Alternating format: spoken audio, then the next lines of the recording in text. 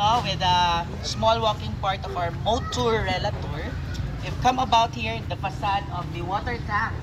The water tank is an interesting structure, and I will introduce you later our speaker for our stop there.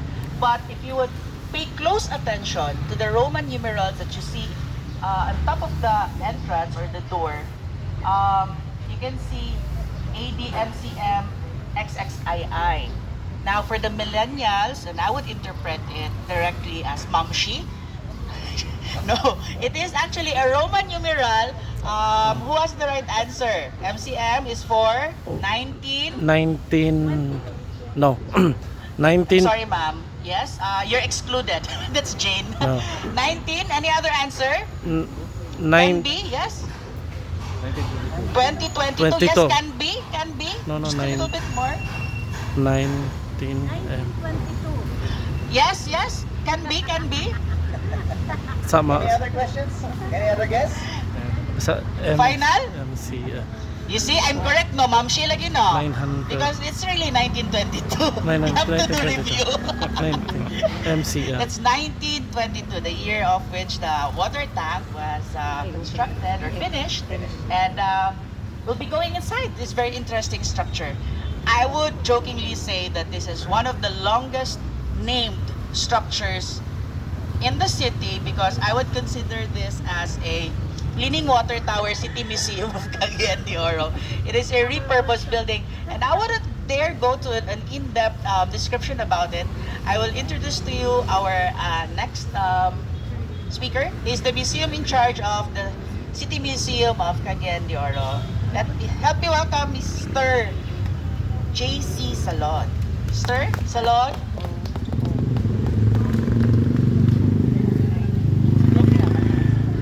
So before, okay, good morning, mabuhay. So before we would enter the structure, do you have any questions about the structure? Why does it look like a castle? Why does it look like a lighthouse? Yeah. So in case you're wondering, during that time, iron was expensive. So, but materials for making concrete was readily available. So the Americans only had to budget for key iron parts, no? The rebars and the pipes and the water pump. That's it. And then the rest is concrete.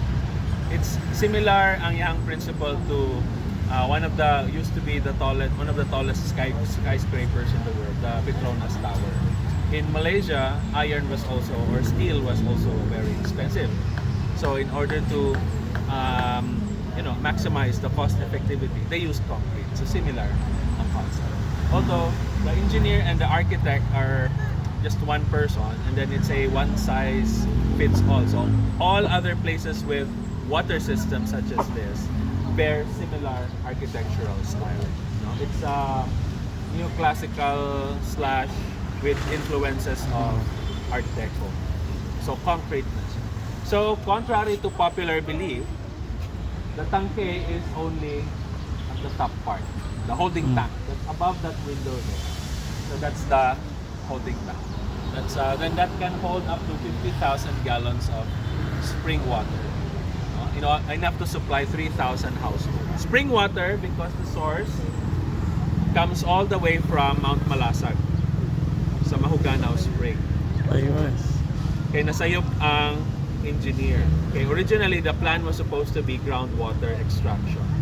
But since there's a history of what you would call a cholera outbreak, so they had to change the plan.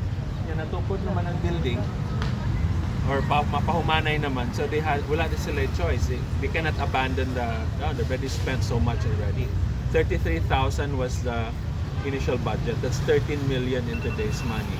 And then when it was finished, 52,000, that's 20 million in today's money. So the reason for the increase is the additional pipes, cast iron pipes, all the way padulong sa Mahuganaw Spring in Mount Malasag, padulong sa Mapawa. Ilan po kilometers, sir, from here to Kuan? That's about here going there, estimated about 10-12 kilometers.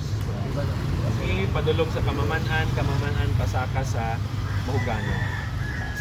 siya. Napay concern, napay ka ng evidence ng pipe. Napa ang pipes dito. There are some areas, others na lubong na, Oo. no? Pero what is sure is na ay gi-hire sa city nga a watchman, si Henry Pacheco. So he and his family nagbalay sila along the pipeline. So to check kung may flaws. Okay? Please prepare 1 peso coin because as we enter the museum, naatay prayer table that was donated by the indigenous people of Cagayan, mga Higaon, as part of our partnership. Ang first time na ginalok daw ko.